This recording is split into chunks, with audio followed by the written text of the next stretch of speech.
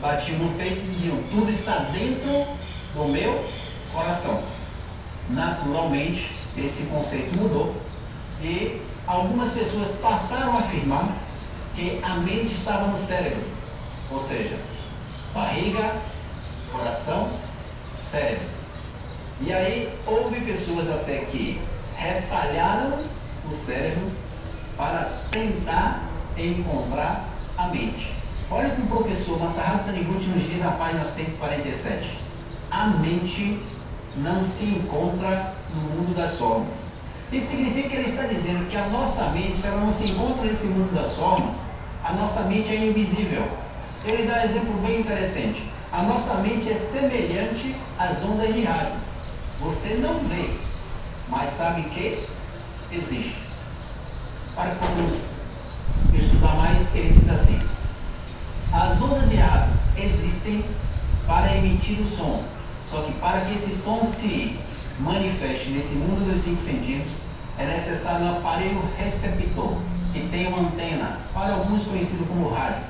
Ou seja, um rádio é um aparelho receptor com antena onde ele recebe as ondas de rádio e a emite como som.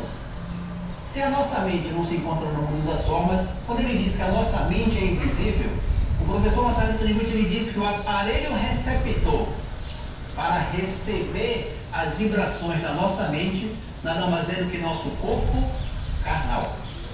Esse é o aparelho receptor. Só que o professor Masaharu Taniguchi ele nos ensina que o corpo é o aparelho receptor e a antena é a nossa cabeça. Ou seja, a cabeça é como se representasse a antena para emitir as vibrações da mente. E ele diz mais: a cabeça serve como antena e o peito, entenda peito, o nosso coração, regula a antena.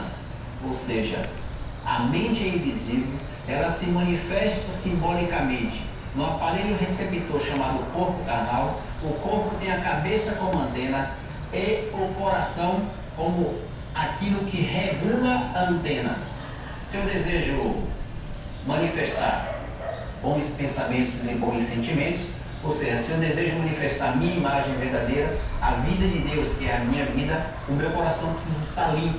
Porque se o meu coração não está limpo, significa que eu estou maculando o coração. E se o coração regula a antena, ao guardar sentimentos negativos no meu coração, eu não me permito